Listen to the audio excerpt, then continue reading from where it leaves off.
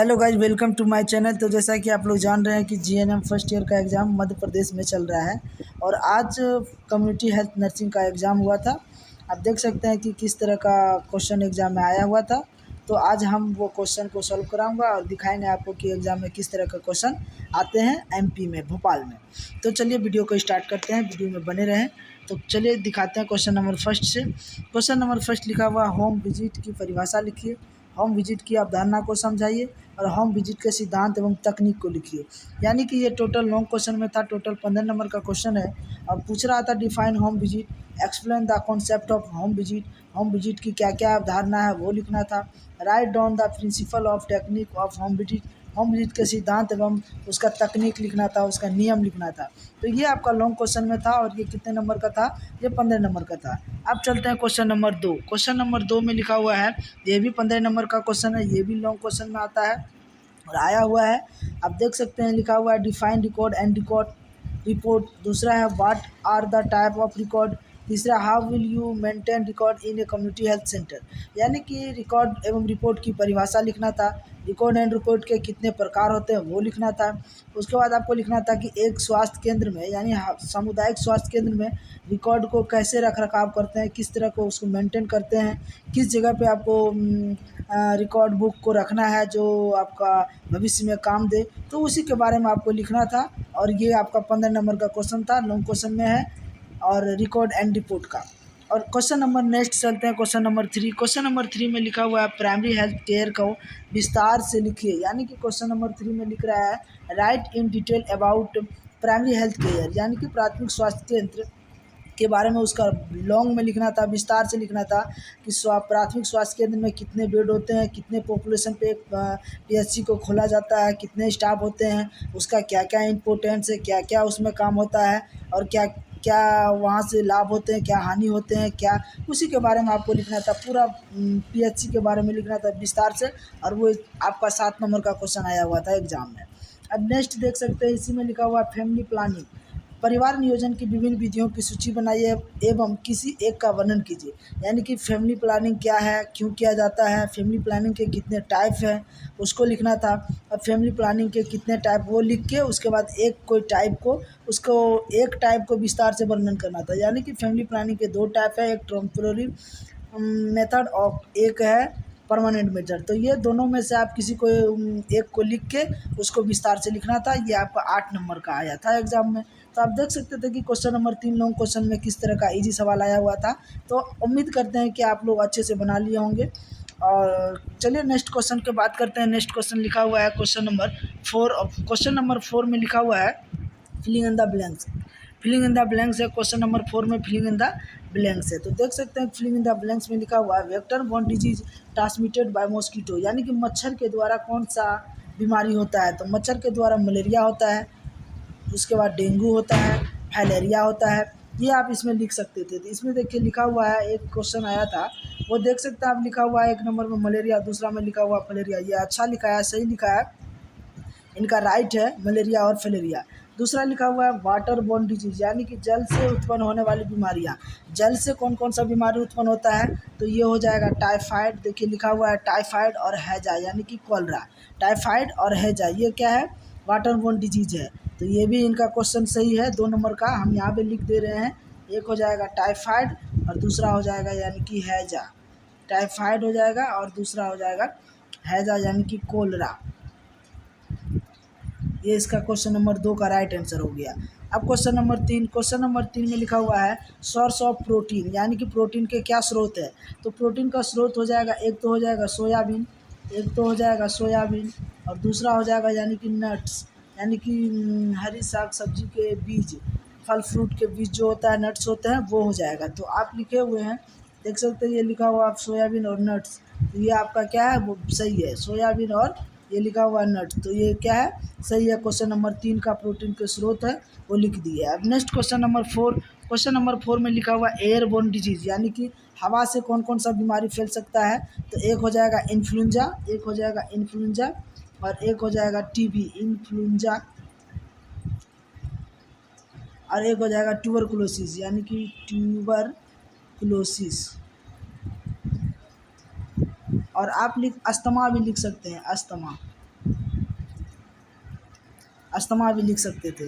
तो ये हो गया क्वेश्चन नंबर 4 का राइट आंसर, यानी कि एयरबोर्न डिजीज़ से होता है, अस्थमा हो जाता है, ट्यूबरकुलोसिस हो जाता है और इन्फ्लुएंजा होता है। तो क्वेश्चन नंबर 4 का राइट आंसर हो गया। अब क्वेश्चन नंबर 5 को चलते हैं। क्वेश्चन नंबर 5 लिखा हुआ है, शिशु मृत्यु दर के कारण क्या है, यानी causes of infant mortality rate, यानी कि शिशु को जब मृत्यु होता है उसका क्या कारण होता है। एक तो हो जाता है एल बी डब्ल्यू और दूसरा होता है टीकाकरण भी आप लिख सकते थे। टीकाकरण की वजह से भी बच्चे डेथ हो जाते हैं, टीकाकरण अगर नहीं मिलता समय पे। और दूसरा आप लिख सकते हैं डिलीवरी के समय जो चोट लग जाता है, बच्चे को इंजरी हो जाता है, तो वो भी लिख सकते थे। तो इसमें लिखा हुआ बच्चों का वजन कम हो जाना, डिलीवरी के समय इंजरी होना, ये भी सही है। या आप LBW का मतलब होता है लो बर्थ वेट यानी कि बच्चा का वजन कम होना। तो क्वेश्चन नंबर 5 का आंसर आप देख सकते थे, लो बर्थ वेट भी लिख सकते थे, टीकाकरण भी लिख सकते थे और डिलीवरी के समय इंजरी भी लिख सकते थे। तो ये था आपका फिलिंग इन द ब्लैंक्स का कुछ राइट आंसर। अब चलते हैं नेक्स्ट टॉपिक पे। नेक्स्ट टॉपिक लिखा हुआ है आपका मैच द फ्लोइंग, यानी कि मिलान करना था, मिलान चिन्ह करना था। तो देख सकते हैं आप लिखा हुआ है अस्कर्बी, तो ये विटामिन सी का स्रोत है। अस्कर्बी का हो जाएगा विटामिन सी। कॉपर्टी हो जाएगा गर्भ निरोधक, कॉपर्टी हो जाएगा गर्भ निरोधक। उसके बाद लिखा है टिटनस का हो जाएगा क्लोस्ट्रीडियम टिटेनी। उसके बाद लिखा है पोलियो का हो जाएगा आपका पोलियोमाइलिटिस। उसके बाद लिखा हुआ फ्लैश कार्ड का हो जाएगा शिक्षण साधन। ये बहुत इजी ही क्वेश्चन था। आप देख सकते हैं कि किस तरह का आपका एग्जाम में क्वेश्चन आया हुआ था। ये आपका 5 नंबर का मैच था, फ्लोइंग था। जिसका सही हो गया होगा तो वो 5 नंबर मिल जाएगा। और एक बात को ध्यान में रखिएगा, मैच द फ्लोइंग क्वेश्चन बनाने में अगर आपका एक गलत होता है तो आपका 2 गलत हो जाएगा। अगर आप मैच द फ्लोइंग में एक क्वेश्चन को गलत करते हैं तो ओनली ऑटोमेटिक आपका 2 क्वेश्चन गलत हो जाएगा। तो इस बात को आप ध्यान में रखिएगा। क्वेश्चन नंबर 5 का तो आप देख लिए। अब नेक्स्ट चलते हैं क्वेश्चन नंबर 6। क्वेश्चन नंबर 6 में लिखा हुआ है राइट ट्रू एंड फॉल्स यानी कि सही और गलत करना था। तो लिखा हुआ है head quarter of WHO is located in New York, यानी कि WHO का मुख्यालय न्यूयॉर्क में है। तो ये है गलत, क्योंकि ये हो गया फॉल्स। WHO का मुख्यालय न्यूयॉर्क में नहीं है। WHO का मुख्यालय कहाँ है, जिनेवा में है। आप लोग जानते होंगे WHO का मुख्यालय कहाँ है, जिनेवा में है। और WHO की स्थापना कब हुआ था, तो 1948 में हुआ था। 1948 में हुआ था और इसका मुख्यालय कहाँ है, जिनेवा में है। तो इसका फर्स्ट का क्या आंसर हो जाएगा, फॉल्स हो जाएगा, यानी कि गलत हो जाएगा। अब क्वेश्चन नंबर 2 चलते हैं। क्वेश्चन नंबर 2 में लिखा हुआ है filaria is separate by Culex mosquito, यानी कि फैलेरिया क्यूलिक्स मच्छर के काटने से होता है। तो ये सही है, ये क्या है, सही है। इसका क्या हो जाएगा, ट्रू हो जाएगा, यानी कि सही हो जाएगा।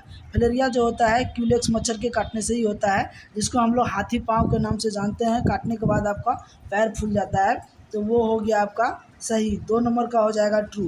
क्वेश्चन नंबर 3 में चलते हैं। लिखा हुआ है क्वेश्चन नंबर 3 में typhoid is water borne disease. Typhoid क्या है, एक पानी से उत्पन्न होने वाला बीमारी है। तो ये सही है, ये क्या हो जाएगा, ट्रू हो जाएगा। ये क्या है, सही है, क्योंकि वो दूषित जल पीने से आपको टाइफाइड हो सकता है। तो typhoid is a water borne disease, तो ये ट्रू, यानी कि ये क्या है, सही है। Question number 3 is the right answer, true. अब क्वेश्चन नंबर 4 चलते हैं। क्वेश्चन नंबर 4 में लिखा हुआ है सोयाबीन प्रोटीन का मुख्य स्रोत होता है। तो ये भी हो जाएगा ट्रू। क्वेश्चन नंबर 4 का क्या राइट आंसर हो जाएगा, ट्रू हो जाएगा। सोयाबीन प्रोटीन का क्या है, मुख्य स्रोत है। Soybean is rich source of protein, तो ये क्या हो जाएगा, ट्रू हो जाएगा। क्वेश्चन नंबर 4 का ट्रू। अब क्वेश्चन नंबर 5 रतौंधी नामक बीमारी विटामिन सी की कमी से होती है। ये हो जाएगा फॉल्स, क्योंकि रतौंधी जो होता है वो विटामिन ए की कमी से होता है।